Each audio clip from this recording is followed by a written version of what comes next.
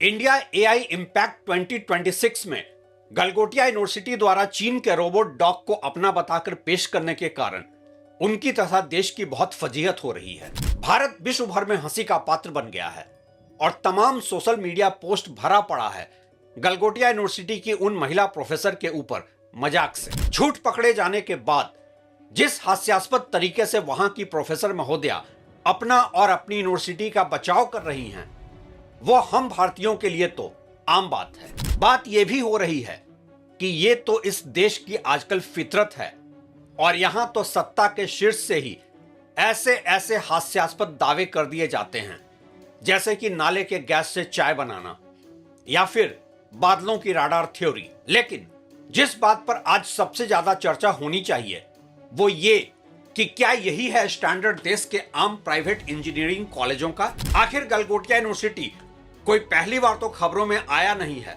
अपनी मूर्खता का इजहार करने के लिए, और देश के ज्यादातर ही प्राइवेट इंजीनियरिंग कॉलेजों का आज यही हाल है जो बस डिग्री देने वाले फैक्ट्री में तब्दील हो चुके हैं बिना किसी इंजीनियर को फैक्ट्री लायक स्किल के साथ तैयार करने के।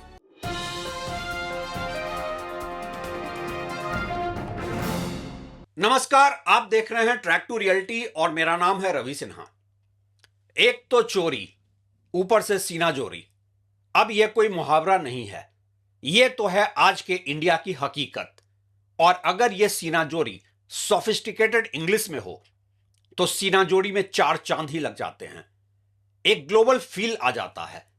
गलगोटिया यूनिवर्सिटी या किसी अन्य भारतीय यूनिवर्सिटी द्वारा एक उच्च स्तरीय रोबोट बना पाना बहुत आश्चर्य की बात ही हो सकती थी, लेकिन उनका सरेआम झूठ बोलना कतई आश्चर्य की बात नहीं है। कई बड़े प्राइवेट कॉलेजों में इस प्रकार के झूठ बोलने के लिए एक पूरा तंत्र काम करता है और इन्हीं झूठी मैनिपुलेटेड उपलब्धियों के दम पर वो लाखों बच्चों को हर साल अपने यहां एडमिशन लेने के लिए लुभाते रहते हैं।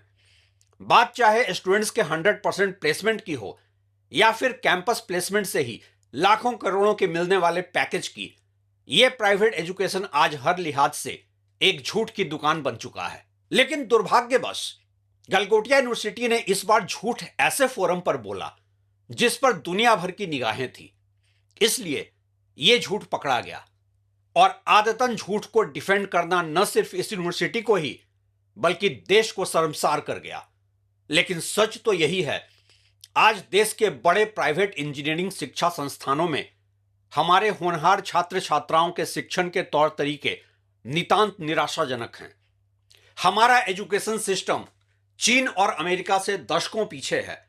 हमारे यहां जिस तरह की पढ़ाई हो रही है उसका सीखने से दूर दूर तक कोई नाता नहीं है। अधिकांश प्राइवेट कॉलेजों की टीचिंग फैकल्टी का स्तर बहुत चिंतनीय है।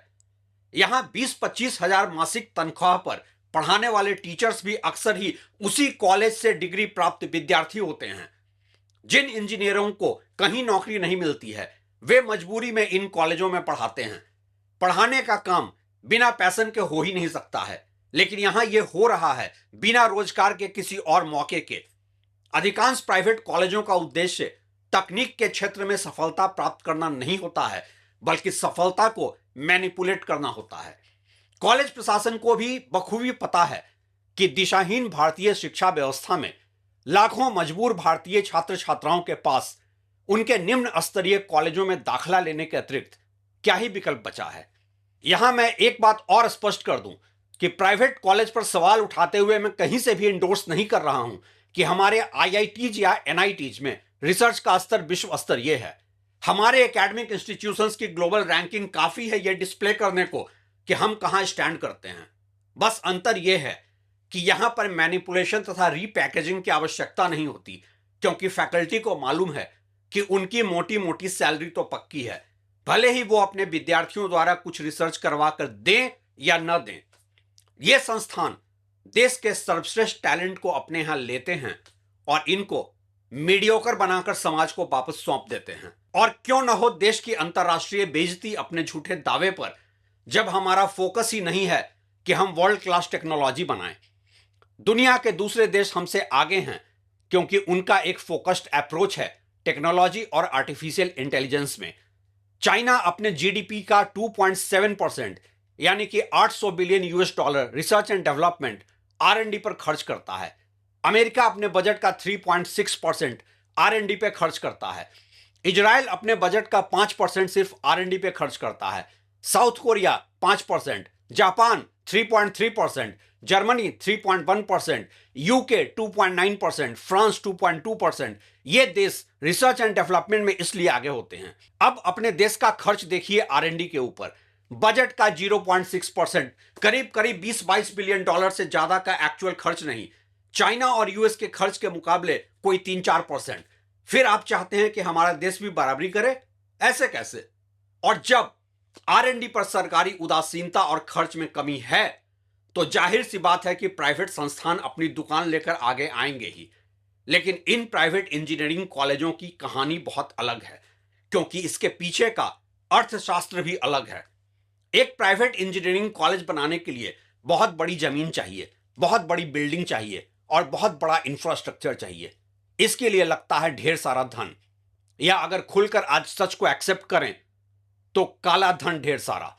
किनके पास ढेर सारा काला धन होता है आपको भली भांति मालूम है, और साथ ही यह भी कि वो क्यों इस बिजनेस में आ रहे हैं। ध्यान दीजिएगा, मेडिकल और इंजीनियरिंग कॉलेज आज इस देश में एक बहुत बड़ा बिजनेस बन चुके हैं। काले धन की जमीन पर बने ढेर सारे प्राइवेट इंजीनियरिंग कॉलेजों के मालिकों को देश की इज्जत की चिंता होगी? आप अगर ऐसा सोचते हैं तो आप जरूरत से ज्यादा सोचते हैं, लेकिन शायद काम का नहीं सोचते हैं, या फिर देश की जमीनी हकीकत से वाकिफ ही नहीं है आप।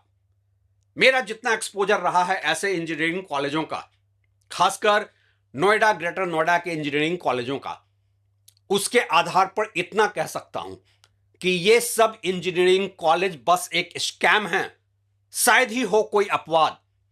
ये सब एक ऐसा सोशल इंजीनियरिंग का ट्रैप है जहां युवाओं को कंडीशन्ड करके बड़े बड़े सपने दिखाए जाते हैं ताकि उनके पेरेंट्स से मोटा पैसा वसूला जाए और फिर इन युवाओं का भविष्य बर्बाद कर दिया जाए। इन कॉलेजों के अंदर की रियलिटी इतनी वाहियात है कि इनके पास ना तो ढंग की फैसिलिटी है, ना रियल एक्सपेरिमेंट के लिए लैब है, और ना ही वर्किंग इक्विपमेंट है। और पढ़ाने के लिए फैकल्टी, हाँ वो है, उन फेल्ड पुराने स्टूडेंट्स की जो ऐसे ही किसी यूनिवर्सिटी से पढ़कर निकले हैं और फिर रियल लाइफ में इंजीनियरिंग बनने से रहे तो बन जाओ वहीं टीचर।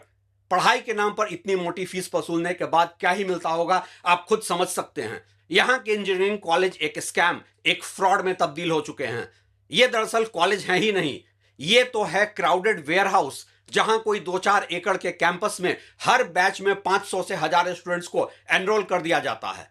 और इन प्राइवेट इंजीनियरिंग कॉलेजों का फर्जीवाड़ा कुछ ऐसा कि दावे करेंगे 90% और 100% प्लेसमेंट का। कैंपस प्लेसमेंट के दावे इनके वेबसाइट पर ऐसे होते हैं जैसे कि इनके यहां की डिग्री का मतलब है करोड़ों का पैकेज, लेकिन रियलिटी में ये किसी स्टूडेंट का प्लेसमेंट करा पाते हैं नहीं, और उनमें से किसी को 10-20 हजार से ज्यादा की सैलरी मिलती है नहीं। और सबसे बड़ी चिंता की बात यह कि ऐसे दावों का कोई टेस्ट, कोई लाई डिटेक्टर टेस्ट होता है नहीं। अंत में यह प्राइवेट इंजीनियरिंग कॉलेज युवाओं के मेंटल, इमोशनल और फिजिकल हेल्थ के लिए एक खतरा ही साबित होते हैं। और इसलिए आज सही सवाल तो यह है कि क्या देश भर में कुकुरमत्ते की तरह उगे प्राइवेट इंजीनियरिंग कॉलेज का हाल आपको पहले नहीं पता था? फिर गलगोटिया यूनिवर्सिटी के खबर पे आपको आश्चर्य क्यों हो रहा है? गलगोटिया यूनिवर्सिटी की वो प्रोफेसर तो बस एक एम्प्लॉय थी, देखने में खूबसूरत है, प्रोफेसर कम्युनिकेशन की है, बोलती बढ़िया है, तो उनकी ड्यूटी लगा दी गई होगी स्टॉल पर, लेकिन बोला तो वही होगा जो बोलने के लिए कहा गया होगा। नौकरी थी उनके संस्थान को बचाना, जैसे हर प्रवक्ता हर हाल में अपनी पार्टी को बचाता है। कोशिश तो बहुत की अपने कुतर्कों के साथ, लेकिन संस्थान की बदमाशी इतने बड़े फोरम पर थी कि बचाना असंभव था। तो जिम्मेदारी भी अपने सर ले ली और संस्थान ने भी पूरी क्रूरता से सब उनके सर डाल दिया। क्या वो मना कर सकती थी संस्थान को? निजी संस्थानों का कोई कर्मचारी मालिक को मना कर सकता है क्या? मना करने का मतलब है नौकरी से छुट्टी। क्या कर सकती थी वे? कम्युनिकेशन के प्रोफेसर को क्या पता होगा एआई के बारे में? एआई और रोबोटिक्स का फर्क क्या ही पता होगा? बस सेल्समैन बना दिया गया होगा। असल सवाल तो बड़े बड़े आलिशान कैंपसों वाले निजी विश्वविद्यालयों के एग्जिस्टेंस की है। दिल्ली से दौलताबाद तक खुली इंजीनियरिंग और मेडिकल की ये दुकानें यही तो कर रही हैं। यहां शिक्षक नौकर हैं, सेल्समैन हैं। नॉर्थ ईस्ट, बिहार, झारखंड जाकर एडमिशन के मौसम में स्टूडेंट फंसाने का टारगेट पूरा करना होता है और यह सैलरी के परफॉर्मेंस लिंक्ड इंसेंटिव का पार्ट होता है। कॉलेज मालिक सरकारों से अच्छे संबंध करके माल बनाते हैं, काला धन ठिकाने लगाते हैं। अगर उठाना है तो सवाल उठाइए उन पर जिन्होंने इस यूनिवर्सिटी को बेस्ट प्राइवेट यूनिवर्सिटी का खिताब दिया, जिनके लिए इसने छात्रों को तख्ती लेकर भेज दिया, जिनके मंत्री इनके आयोजनों में जाकर सेंटर ऑफ एक्सीलेंस बता आए थे। लेकिन नहीं, हमेशा की तरह हम और आप तो बस सोशल मीडिया पर मजाक बनाकर और भड़ास निकालकर चुप हो जाएंगे। पूछेंगे ही नहीं कि ऐसी ग्लोबल बेइज्जती के लिए गुनहगार कौन है, किसने बढ़ावा दिया ऐसे इंजीनियरिंग और मेडिकल की प्राइवेट दुकानों को।